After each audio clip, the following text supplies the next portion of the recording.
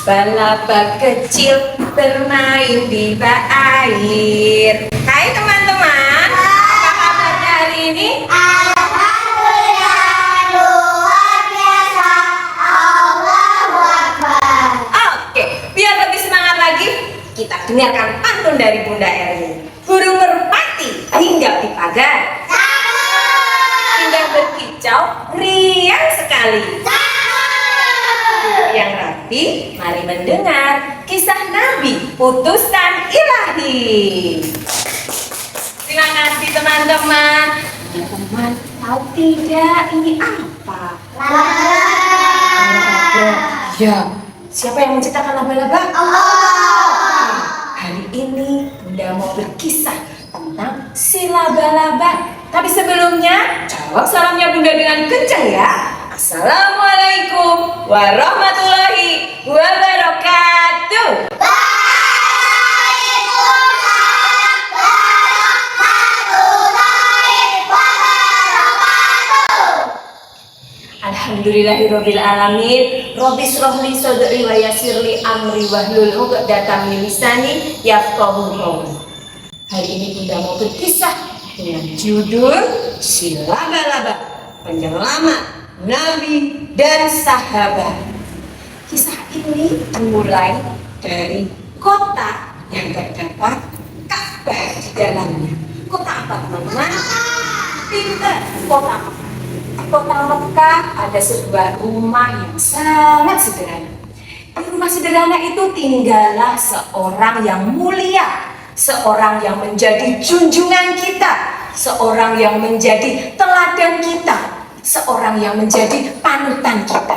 Dia baginda besar Nabi Muhammad Sallallahu Alaihi Wasallam. Nabi Muhammad pada waktu itu dikejar-kejar oleh orang kafir Quraisy. Kenapa dikejar? Karena orang-orang kafir Quraisy tidak suka melihat Nabi, mendengar Nabi membawakan, menyebarkan risalah Islam. Pada suatu malam, Nabi dan sahabatnya Abu Bakar As-Siddiq dikejar. Nabi pun berjalan, berlari. Nabi berlari melewati padang pasir yang luas, melewati gurun pasir. Lalu saking lelahnya, karena sudah lelah, Nabi dan Abu Bakar pun menemukan sebuah gua untuk bersembunyi dan istirahat. Namanya Gua Sur. Gua Sur ini bukan gua yang besar teman-teman, bukan gua yang luas, bukan. Gua ini gua yang kecil, gua yang sempit.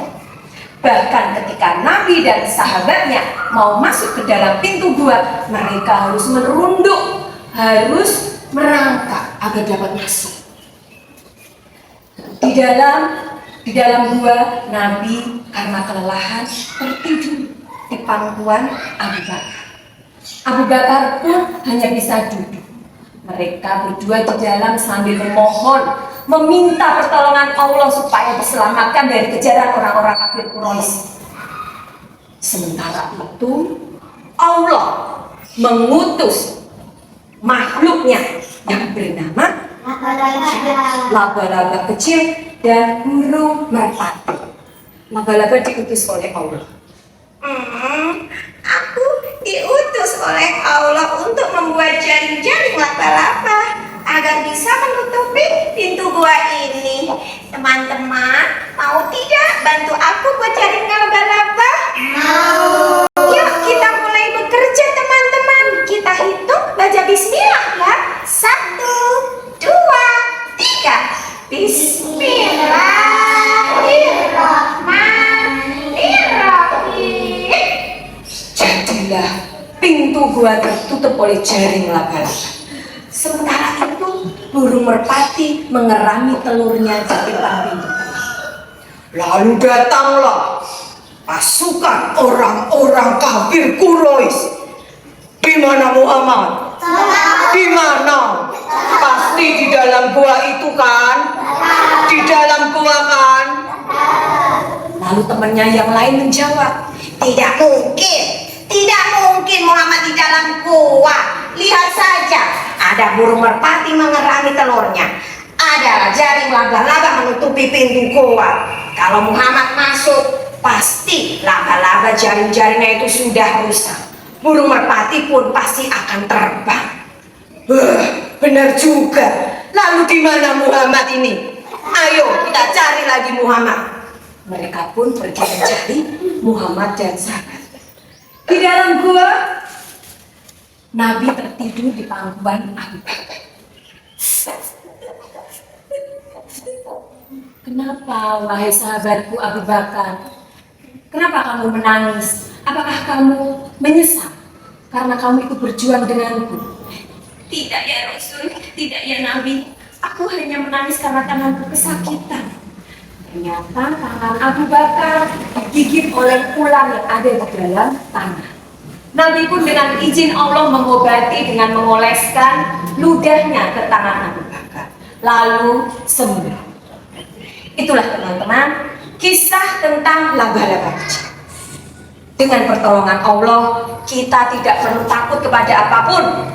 Dan kita harus saling menyayangi kepada sesama teman. Dan lagi, jangan pernah meremehkan hal yang kecil. Seperti apa? Laba-laba. Biarpun kecil, dia bisa memberi pertolongan kepada Nabi dan sahabatnya. Oke, makan kurma dengan nikmat. Tambah madu, jadi lebih lezat. Semoga kalian jadi anak hebat dengan meneladani kisah Nabi dan sahabat. Assalamualaikum warahmatullahi wabarakatuh.